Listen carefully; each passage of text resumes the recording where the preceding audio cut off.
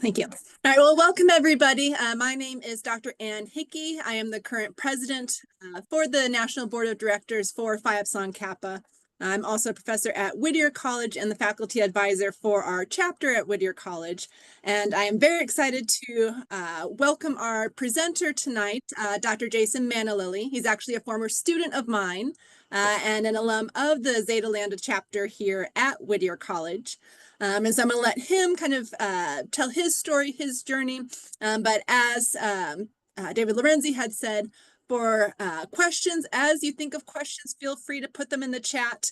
And then after Dr. Manalili has finished his kind of presentation, I will go ahead and read the questions and we'll get a chance to have some Q&A at the end. All right, so I turn it over to you, Dr. Manalili. Perfect. Thank you, Dr. Hickey. Yeah, it's great. I recognize some names on here, so thank you guys for spending your Wednesday night with us. I actually have a presentation that I can share with the group. Let me get this going if I can.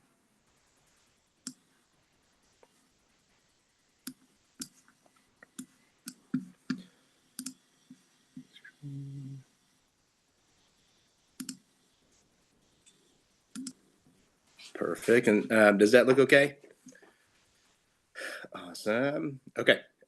So thank you again for popping in. I am going to just kind of go through the background, and it's always nice to kind of get a background on, what we did and how we got to this point, because it's everything is related to each other. And, hopefully I can give some insight on what I did in college, what I did in grad school, and how early steps that it took to get to our career as a physical therapist, and then obviously the later stages where we started to develop relationships, and really cool to hang out with you guys tonight. So as far as everything, I am gonna take this and try to make it look like I've been using a computer for a while, but so this is me. As far as credentials, you guys will get to know a lot of the alphabet as you develop relationships and understand what you want to specialize in, and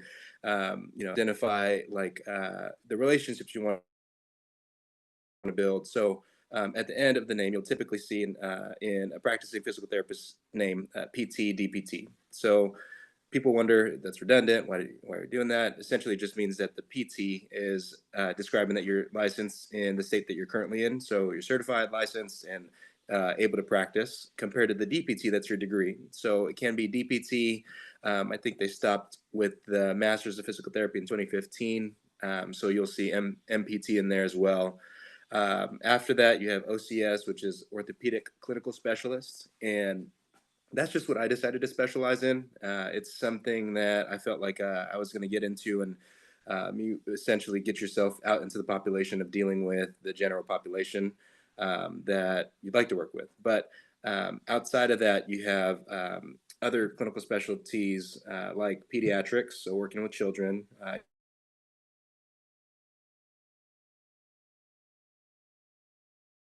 Specialists in the program.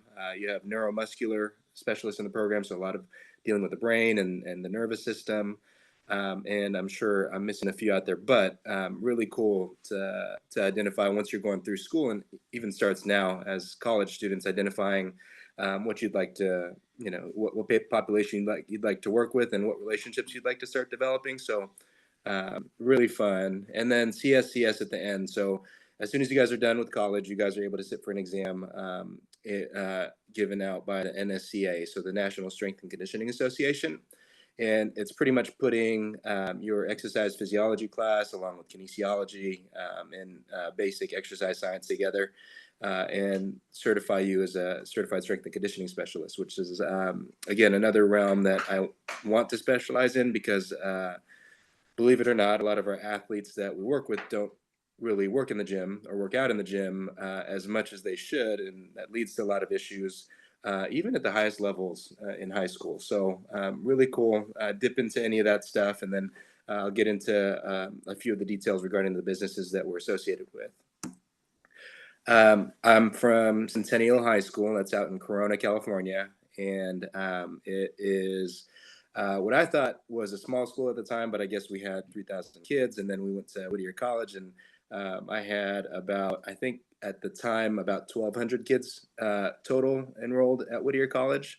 It was cool just understanding that relationship and kind of going on to what the relationships that we developed. So really cool as far as getting into it. And then lettered in football over there for 4 years.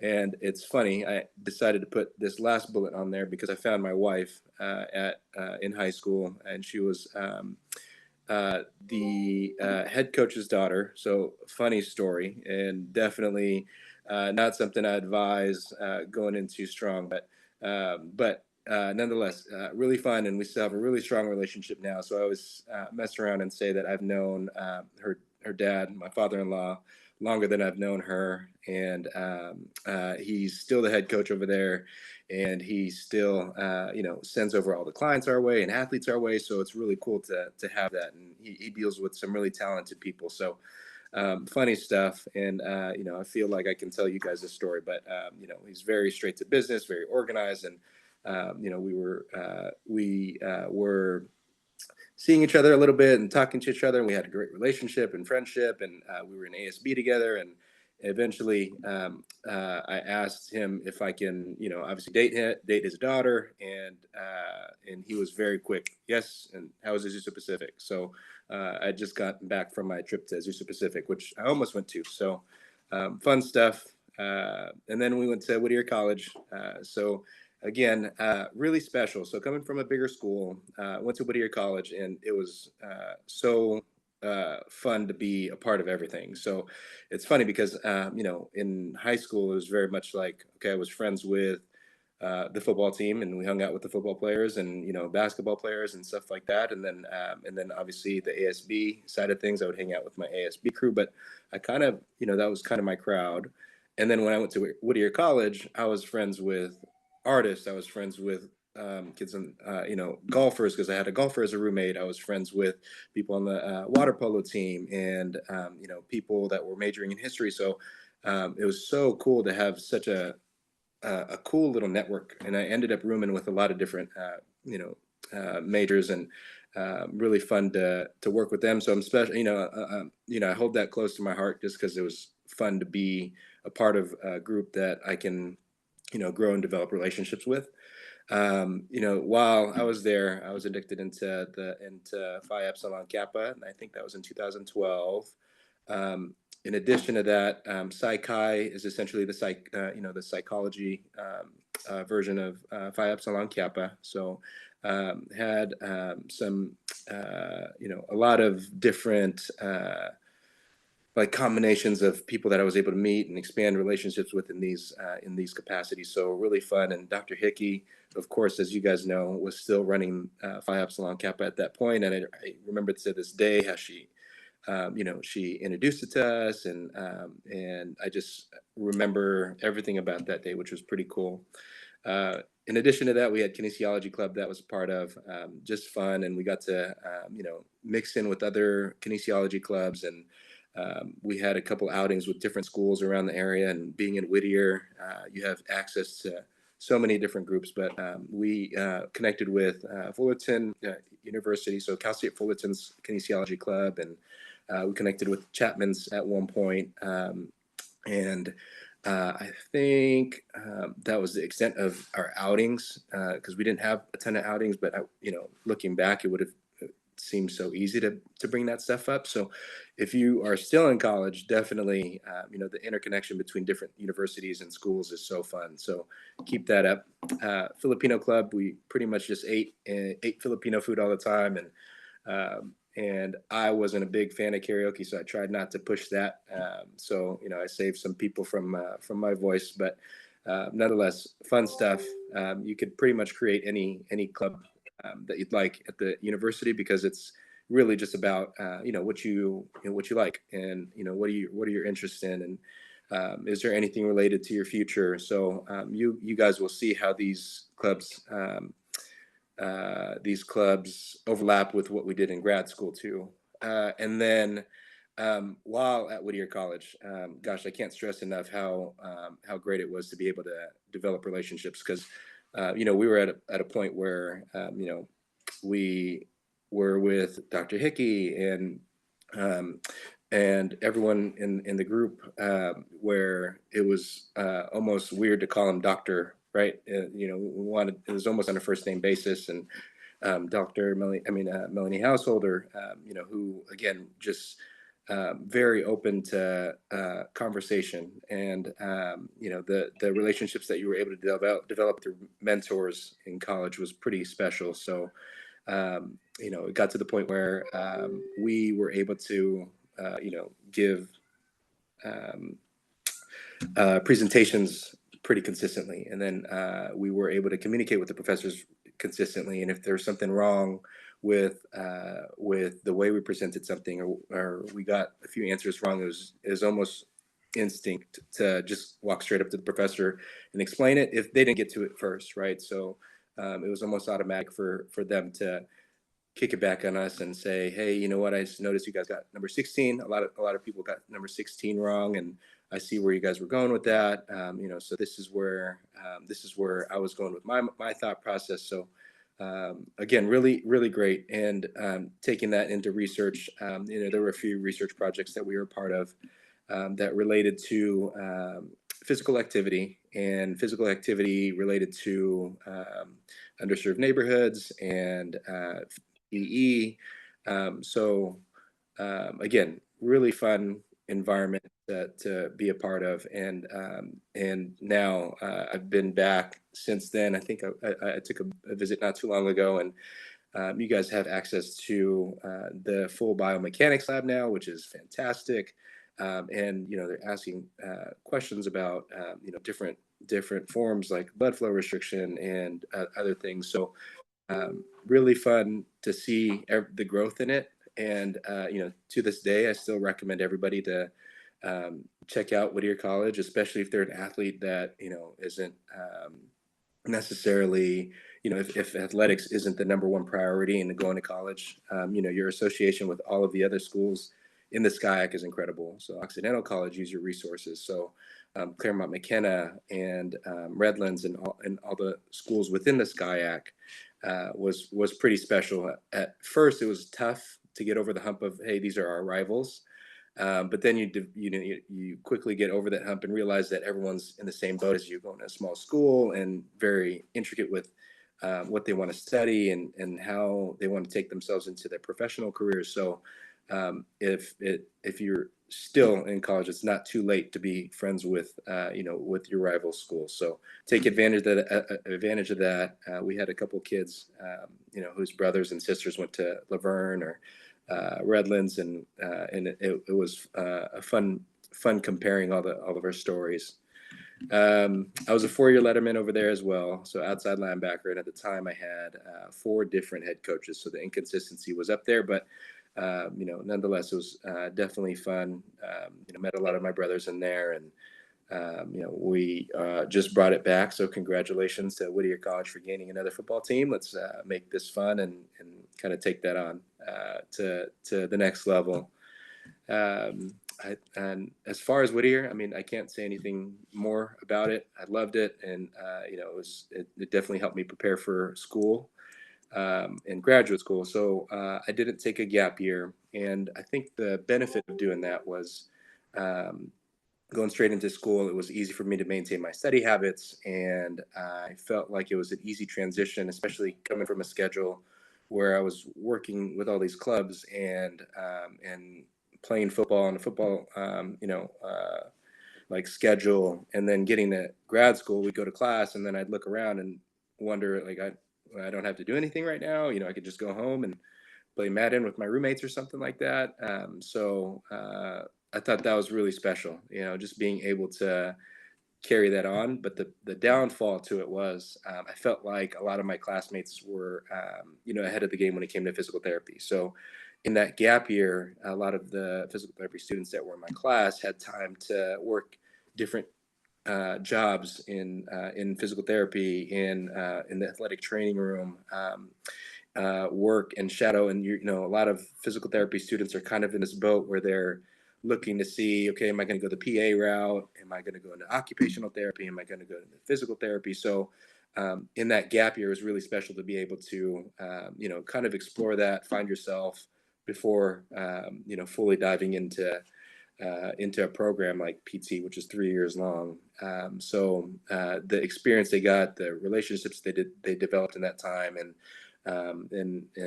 the you know, the experience that they got with even just the modalities and exercises that they had in that year was really special. So pros and cons to both. So if you're in one boat, don't stress out. I remember I was so stressed out because I took a higher level physics class, and I thought that would count towards the prerequisites, and school wanted 2 physics classes, and it was my senior year, and I was like, oh my gosh, what am I going to do? I was freaking out. I tried to bribe the professor and get into that second physics course, and um, luckily someone dropped out the day before and I popped back in. But looking back, I'm like, man, I could have just easily taken this at a JUCO, or you know, it would have been easy to take this gap year. But I just remember stressing about just little things, um, and you know, it all works out in the end, which is funny.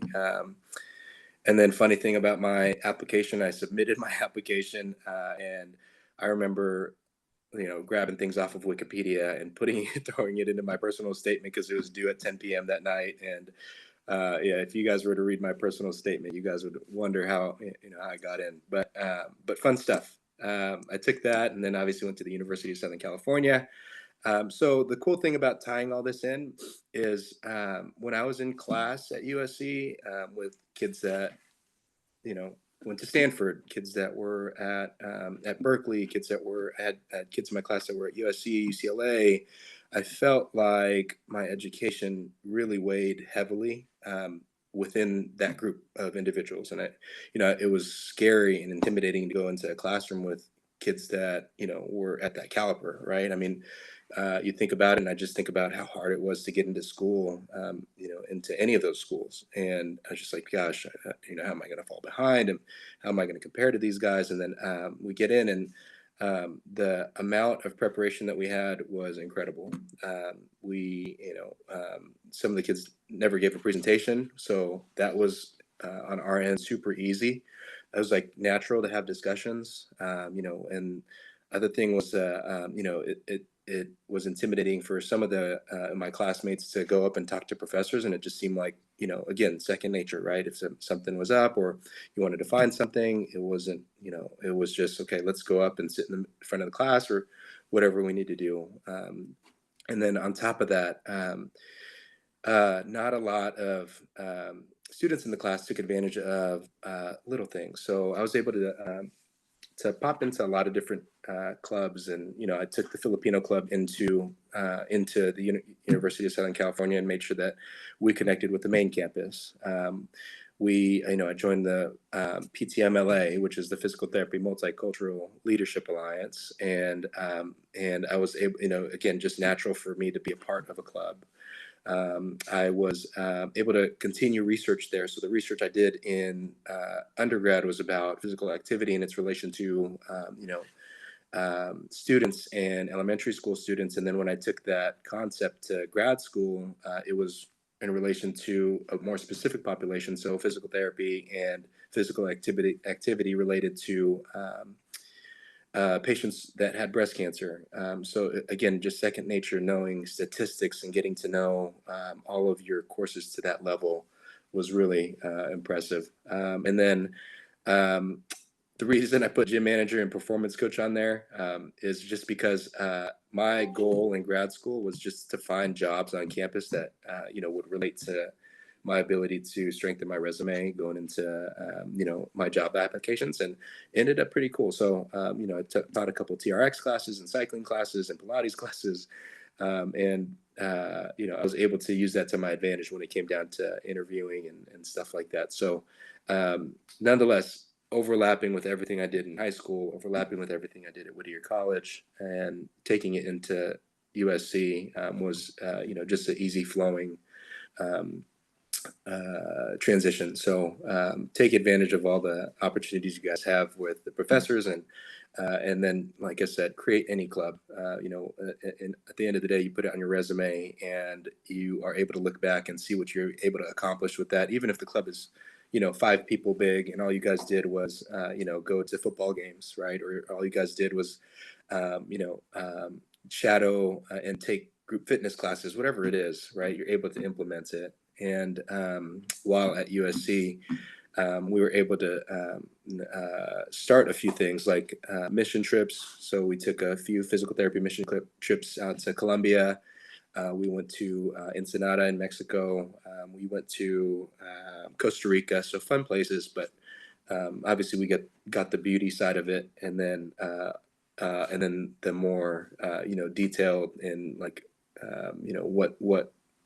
what isn't always seen on Instagram side of things also. So, and all we did was, okay, hey, this is what I'm currently learning, and this is how I want to implement it, and this is how I want to pick your brain and see how we can apply it into your population. In undergrad, I studied a lot of unilateral asymmetries. So it was really about, and my special population was victims of stroke, or the patients that suffered strokes. So I took that, and there was a lot of that we saw out in those on those mission trips. So if you are interested in any of that, please pick my brain. And we also in undergrad, there was a lot of scholarships given, right? So there were grants and scholarships. You can apply for this scholarship. One of my friends and classmates had a scholarship for being left-handed. Another one of my classmates had a scholarship for being colorblind because he was a part of that association. So when you get to grad school, that list of scholarships narrows down really heavily. And so that's definitely a big part of what you have to weigh in when it comes to grad school, but they are out there. So they're harder to find, but they are out there. So, the more you add into your, list of things that you're actively a part of, the easier it is to apply for these things. So don't skip out on that stuff. Um, Moving forward to now, so my business partner and I threw ideas back and forth. So we graduated from grad school in 2016, and we both ran separate practices in the South Bay, so Manhattan Beach and Torrance, and then my partner ran some practices out in Orange County, so Tustin and Huntington Beach, and we would constantly throw ideas back and forth to each other. Some of you guys have met, my business partner and been to the facility, like Tony. He's a baseball guy in there, and um, uh, our whole vision was, how are some people just millionaires from some things, right? So I wish I created the foam roll. I wish I created the body blade. I wish I created resistance bands, or I wish I created something. So all of those ideas were actually really heavily developed and thought of in the college setting. So I remember talking about a lot of ideas in high school, or sorry, in college, where we were throwing ideas back and forth, and whether it was an application that should have been started, or something that's going to make our jobs easier, whether it's as a physical therapist, as an engineer, as a business mindset. So ultimately came down to just not capitalizing on that and patenting things. So we kept throwing just different ideas back and forth, and eventually came together to create Mankind. So Mankind Physical Therapy was established in 2021. We had a few different projects that we were, developing at the time, but figured out, okay, well, there's this baseball compound that is in search of practitioners there. So we threw ourselves in there and developed a relationship with him, and it was easygoing. So every Saturday, myself, my business partner, and the owner of the Chapman Baseball Compound would meet, and we'd just talk about what current concepts were. Eventually we started talking about the clients that we overlapped with, and some of the things that he's seeing from the performance standpoint, and as a pitching coach, compared to what we're seeing as anatomists and kinesiologists. And that just kept developing into a big team, which was fun. And we did the same. So after that, we ended up taking ourselves into a few different areas. But ultimately, when it comes down to it, we are a physical therapy practice that's out of network. And all that means is that we don't necessarily contract with insurance companies. So if you come in, you get a full hour with us, and then beyond that hour, you're still in the facility for another hour or so doing recovery, finishing up your circuits, finishing up exercises and stretching, and taking advantage of the modalities that we have, like our sauna, hyperbaric chamber, and Normatec compression units, foam rollers, basically just a place to hang out. Uh, and and the way insurance can get tied into it is we'll give them a receipt, and they'll take that receipt and then submit it to insurance themselves. And now they get a check cut out to them directly. So fun, fun on our end, because we don't have to abide by a lot of insurance companies' rules, and we don't have to limit ourselves. There are some physical therapy practices. I remember that even when I was working in Manhattan Beach, where I would have 4 or 5 or maybe sometimes even 6 patients on the schedule in an hour. So at the end of the day, 24 to 30 people on the schedule was just exhausting. So, and that was in an 8-hour day. So now if I have an 8-hour day, I see 8 people, and I really get to take my time researching with them. And I'm on a texting basis with a lot of our guys and clients, and really fun to be a part of this, this. And if you guys take a look at, our social media and website and stuff, or ever get a chance to stop by, we have a few different facilities that we have. So our current locations are located in Irvine at a baseball compound. We have a location in Lake Forest, it's South Orange County, which is a performance facility catered towards football players. We have a location inside a personal training gym in Newport. That's called Onyx Athletica. Really cool. Again, another relationship that we developed in high school with the kids that founded Onyx. And then at UCI, we take care of all of their overhead athletes. So baseball, water polo, track and field is in there because we take care of their shot putters and hammer throwers and all their throwers and decks and things like that. And then finally, we are in the process of creating a software that will take all of this information and, as long as it can spit out some type of Excel file, AI file, you put it into our system, and it's basically helping compare you to other athletes in your age category, other athletes in your sport. And we're hoping to get it to a time where it's position based also. But that is in collaboration with a company called K2 Sciences. So developed a relationship with the professor. He's a tenured professor over at USC who runs the sports science world, and joined with us. And that was, we joined together last year. And, hopefully you guys are able to see the end product, relatively soon. But ultimately just helping, trying to analyze and figure out how we can take an athlete and figure out if they're performing the best, even if they don't have an injury, and see, okay, how do you compare to others? Where are your risks? Are you at risk for tearing a hamstring? Are you at risk for tearing your UCL in your elbow because you're throwing with poor mechanics, or you're not strong enough? And then putting that out there and helping us understand, baseline metrics. So if somebody gets hurt, you come to, if you're already in our system and we have some baseline metrics, we don't have to wait until you're 100% because we know what your baseline is and how you're performing. So, fun stuff. But a few of our treatment populations, so we're up there with all of our throwers, obviously. We're a niche practice that deals with a few different individuals from the youth population. So we had someone come in as early as 4 years old, all the way to some master Olympic weightlifters. So one of our ladies is 84 years old, and she was able to clean and snatch, I think, 275 pounds in her last competition. And she is a tough woman, and I think she weighs 125 pounds or 132 pounds last, but you can kind of put that into perspective, how much she's training to get to that point. So fun.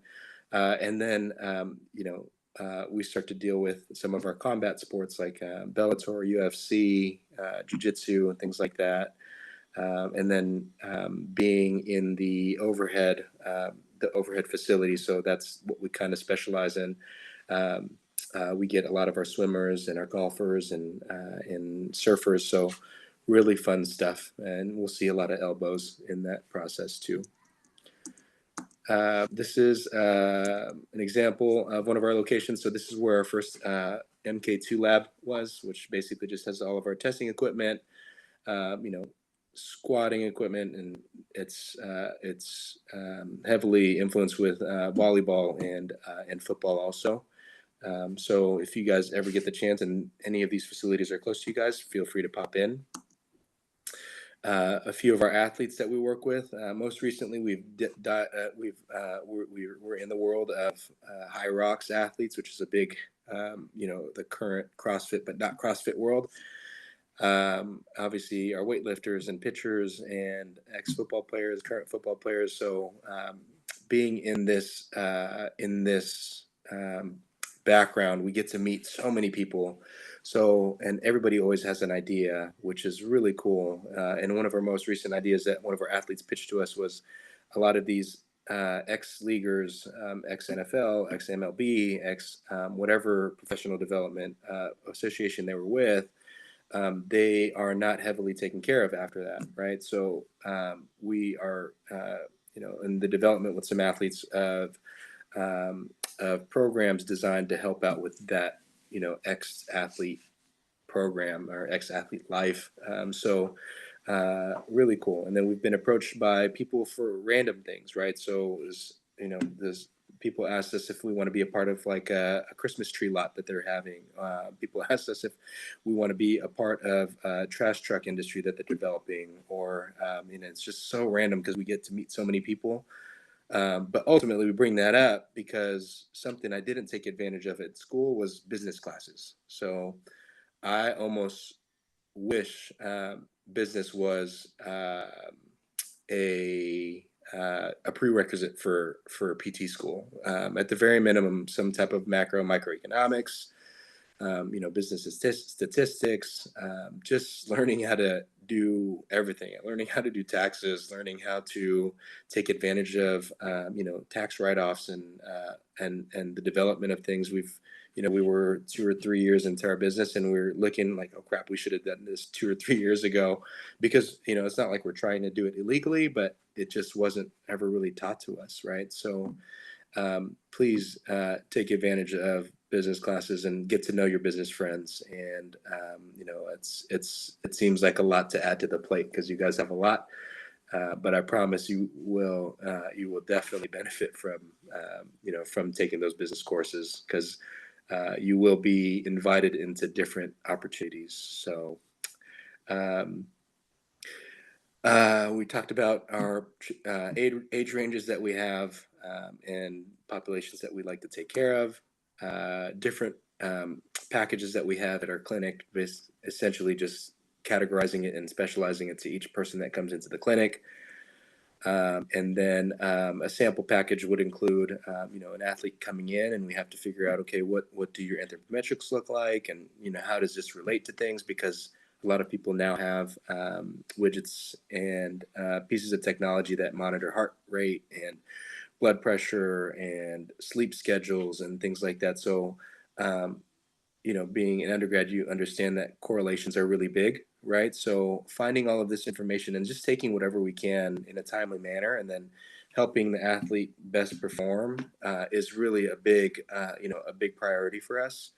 And that includes everything from diet to sleep to this. So you can imagine that it takes a big team to take care of an athlete. And if we were to take care of it all, we would do, we wouldn't do as well as developing a team around you. So, as you guys all get to know each other, everyone kind of works in different fields. So you'll develop your network wherever you guys live and realize, okay, you know what, I need a strength coach to help take care of this athlete, because they really need help focusing on balance and single limb activities and mechanics. I really need a pitching coach to help out because they are a lot better at it than I am.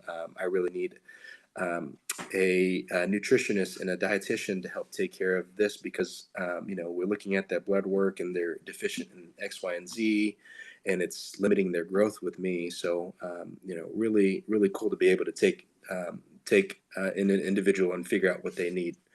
And especially because now physical therapists are direct access practitioners, which means that if somebody got hurt, you come in to see us and you don't need to go through this whole loop of, okay, I'm going to go see my physician and they're going to send me to get an x-ray. And then now they want me to get an MRI. And then, 2 weeks later, I'm in front of a physical therapist.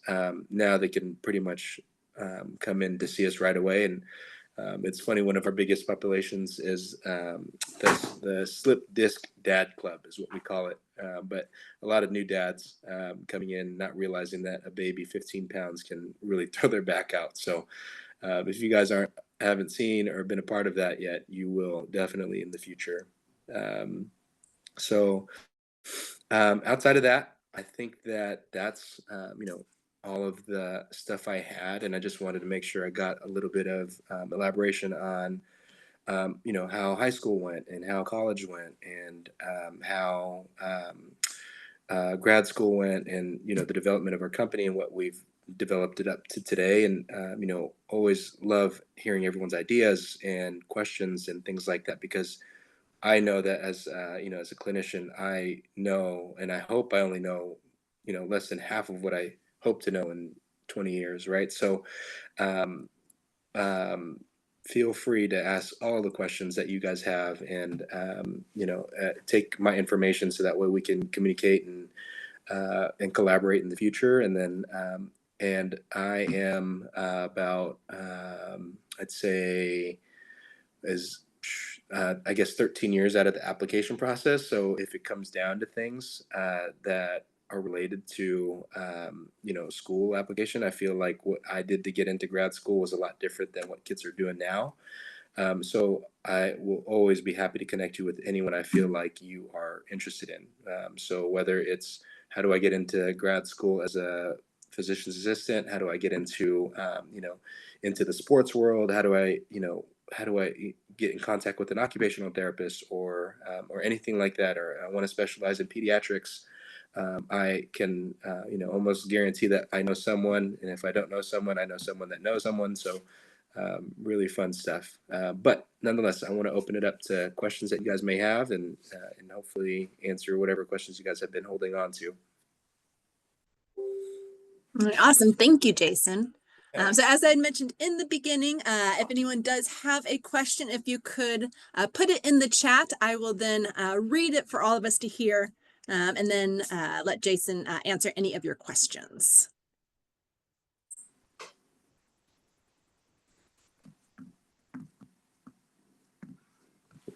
And it could be about anything, right? So how was college life? How was grad school life?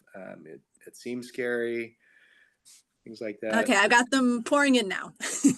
All right, sounds good. All right, so first question for you is, how did you maximize your time in grad school? Yes. So maximizing time in grad school. I, I I feel like that's when I started to take advantage of the pillars. I had time to take a step back and make sure I was attacking all of my pillars. So I'm a big believer in filling all of our buckets. One of the buckets was obviously my social life, and I got to hang out and meet people. I got to go out with my roommates, and I had a lot of fun on that side of things. Another one of my pillars was just my family, so it's easy to, especially if you're going to school away from hometown, it's easy to, just drop down into a position where you're only talking to your brother, once a week, or you're only, talking to mom every other week, whatever relationships you have, right? So, making sure I took advantage of that. I had my school pillar, so just making sure that even though school took a big part of it. I still had to keep it fun. So I just made sure I spent some time keeping school fun, whether it was researching, learning new techniques and stuff with ours. And then I feel like, and then the last uh, pillar is myself. So just making sure I did something for myself every week, right? But maximizing time, I think one of the best things was rooming. I had four roommates, so we all lived, or sorry, I had three roommates, so four of us total living in a house, and we had two PT tables in the house. So whenever we got tired of doing anything on the PT table, we would take it over to a game console or something like that, or we'd go golf because we lived right next to a golf course. And I didn't golf until I got to grad school, so I like it a lot more than it likes me, but had fun. And yeah, I mean, if you guys have questions specific to, are you able to do this in grad school or that? I look back and thought grad school was easier than undergrad, just because, right now as college students, you guys have so much responsibility just trying to become young men and women. One, first off, but two, all the um, sports and clubs you're associated with just made that transition easier. And then in grad school, you're learning. So I had 98 classmates. We all took the same exact classes for 3 years, right? So it's not like undergrad where, uh, you know, there was only three other kids taking chemistry with you, and you felt like you were behind, or you felt like, man, you were able to find your study groups and people that you study similarly with. So that was a big part of it. Great, thank you. Next question we have is, if you could go through your schooling again, would you do anything different? And if so, what would you do different? Awesome question. Yes, I think that I would definitely. So I loved the route I took. Right, going to a small school, majoring in kinesiology there, developing relationship with all of our professors there, which was incredible. Like I keep talking about, and I thought that the psychology piece was very important as a physical therapist. I It's funny because I actually joined football because I was such an introvert that I used to throw up on the way to school when I was in elementary school. That I was like, okay, I forced myself, and my mom forced myself into an acting class. And there was one acting class that I was put in where it was a modeling class, and I was like one of I was the only guy in the class, and there were 16 girls, and I didn't know how to talk to anybody, right? So I felt like stepping out of my comfort zone early on was really helpful. Um, so doing that in undergrad is really important too, right? So going out, I felt like I didn't know how to get physical therapy hours, and it was only because I only applied to the PT clinics that I knew, or people that I knew in a physical therapy clinic. So going into grad school, I only had 40 hours of experience, and it felt like that wasn't enough. So that would be a big thing, right? So just getting into it, and it's never too early for an internship, and definitely take business classes. I think those are the major points that I'd take. Yeah, thank you. Next question. Sophia has a goal post-graduation to eventually open up her own practice for PT. What advice do you have, if any? And as far as business classes, which would you recommend for that goal? Yes. Okay. So getting into business and getting into this world, I relied heavily on my friend that's an attorney. He's actually our attorney now, and he helped guide me through like all of the logistics, right? Helping set up the appropriate corporation that we needed to do, helping set up, if we ever hired anybody, and then helping understand what that world of like the legal world looked like. So get to know, have some of your friends go the law route, right? Um, Accounting is a big thing. I wish I was a little bit more prepared for the accounting side of things, because even now, as a physical therapist, we're generating revenue, and we know how to spend money, which is funny, but knowing how to allot that towards certain things would be big, right? So accounting, I hope, helps you, be smart about that, right? Percentages into this and percentages into that. So things that I didn't learn until later on would be, would be helpful. And then I did it with a business partner. It's definitely possible to do on your own, but finding your niche practice and finding what you want to specialize in and how you can help people is really important. So you have to go into it understanding that, okay, I want to go into it with the understanding that I want to help this population. This is my bread and butter. This is who I want to be known for. If it's, soccer, make it even more specific than that, right? So you want to deal specifically with soccer players that are trying to get into college, right? You want to deal with soccer players specific to following a professional team around, right? So if you designate your goal to that specificity, everyone's going to shadow you and kind of follow around you, and they'll understand that, okay, well, she deals with this soccer population, so I'm sure she helps my population out too. So um, yeah, that's big. And then if there are any other business minors or anything in this, in this lecture, feel free to put out what you feel like is beneficial. But nonetheless, I will gather a group of classes that would be helpful from all of my friends that took business classes. Great, thank you. Our next question is, what factors weighed into your decision where you went to grad school? Yes. As you guys knew, I met my wife in high school, so I stayed in the Southern California bubble.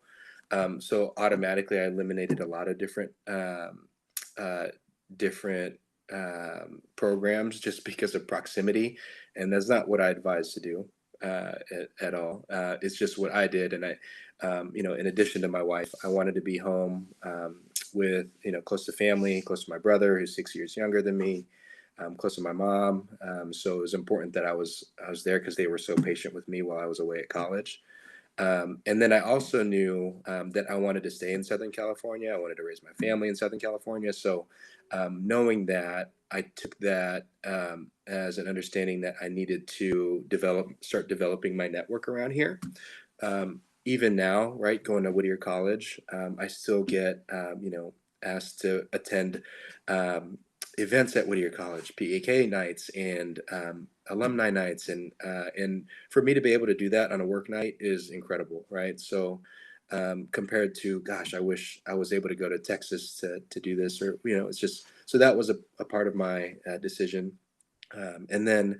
Um, uh, Grad school, I think the only schools that I really applied to were Azusa Pacific, Chapman, and and USC. And the reason I limited it to that was because I didn't take uh, medical terminology. So a lot of these state schools required medical terminology again, which is an easy course to take at a junior college or online. And I avoided applying to those schools, which would have been so great because Cal State Northridge has an incredible program and Long Beach State has an incredible program, but I didn't apply to those schools because I didn't take that one class. So don't limit yourself to that. Take that class and take the time. So yeah, that was that. I think those are my main points. And you're a fellow Trojan. Yep, absolutely. Yes, Fight that on. was another part, right? So I got the small school love, and then I got the big school environment where I still got to go to games and stuff. So yeah, Dr. Hickey's a big part of the Trojan life also. Let's see, we've got two more questions in the chat. Also, just wanted to make note, Sophia said thank you. She had the question about the eventually opening her own practice. So a big thank you in the chat from her. So we've got two questions left, just looking at the time here. So the next question is, what is the most unique solution you've come up with for a patient? Good question. Okay. In grad school, you will learn how to take care of essentially any patient, right? So if you graduate from grad school, you get your degree, you get certified, you pass boards, technically you can go out into the world and treat any population you want, which is another factor that that helped me decide to go the PT route. Because if I ever got tired of sports, I can just go somewhere. If I ever felt like financially, we're at a point where I needed um, to to get to generate more income, I could go do home health, which is a big and big need, or I could work at a skilled nursing facility, which is a big need, or see patients on the side. I can mentor. So there's so many different avenues on that. So the reason I bring that up is because technically I can treat anybody that has a pretty significant wound. And one of our athletes, I bring her up because she's an incredible athlete who sprained an ankle. And a lot of people think, okay, you sprain an ankle, you tape it up, you're good in 6 weeks. But hers basically imploded to the point where it was so swollen that it opened up as a big wound, so almost surrounding her entire ankle. Knowing that and identifying that, we had to generate and develop this whole team, like I mentioned earlier. So I personally got together with one of my classmates that now specializes in wound care at USC. He teaches abroad. He runs the fellowship for wound care, and I asked if you'd be interested in essentially coming out to my clinic to treat her at the same time I treated her, to make sure, hey, are we allowed to squat with, and load this up, or is the wound going to, expand more? Am I allowed to have her sweat to a certain degree? Is she allowed to do ankle range of motion, or is that going to continue to expand that? So literally before our session, he would go debride it, take out all of the waste products and everything like that, clean it up, put a Band-Aid on it. We'd exercise and go through our routine, and then we'd go back and he'd clean it up again. So in addition to that, the team that we got involved, we had her get blood work. We analyzed it and see what else she needed. So we put together like a diet team and a nutrition team for her. And then obviously communicated with her physician. She went to one physician who was really conservative, but she, is an All-American and going to play Division One. So this year was really important for her, and even being able to compete in the on the Olympic team, and all these other things between your junior and senior year was really big important for her. So we decided to have her get a second opinion with another doc, and so that was another good thing because that surgeon was a little bit more aggressive. So nonetheless, if you're going to buy a house, you're not going to just buy the first one that you see, right? If you're going to buy a car, you're not just going to go to one dealership and not look it up online and figure out if there are any other good deals, right? So the same thing happens with your health, right? Make sure that you do your research and identify if this is the best fit for you, and stuff like that. So I think that's probably the most unique solution. And if there are others that you guys have explained or been a part of, feel free to share that with the group too. Thank you. And our final question of the evening is, how often are you looking at new literature to implement into your practice? Good question. Um, we are part of a few different associations now, and everybody, even PEK and PsyChi and the Physical Therapy Association and NSCA, they are always willing to share what's a hot topic. And a lot of associations even send out, if you just click it and you spend an extra, $5 or $10 a month to get their research, they send over booklets of new research out there. So it's funny because it sounds like a joke, but we probably integrate new research every day. And new research doesn't mean that it was just found and identified within the past year. It could be new research. Whatever research is new to you is new research, right? So even if it was in the 70s and they realized that cupping is effective for this, take advantage of everything that is.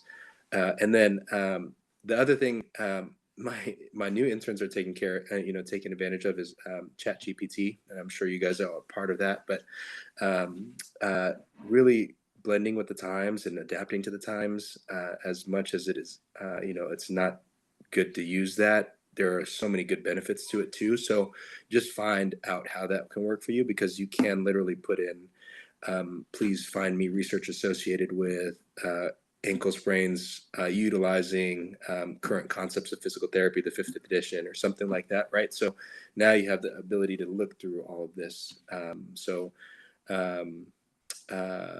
yeah, so definitely take advantage of statistics. If you guys don't, haven't already, make sure you take a statistics so you know how to analyze the research and know what's good research and what's bad research. And then also hop into the lab with Dr. Hickey, because she'll explain everything with you. All right, thank you. So we are at time. So I want to give a special thank you to you, Dr. Jason Manalili, for spending an hour of your evening with us and kind of sharing your journey and your expertise and advice for our members. It was really great having you tonight. Thank you. It was great being with you guys. Thanks again for hanging out.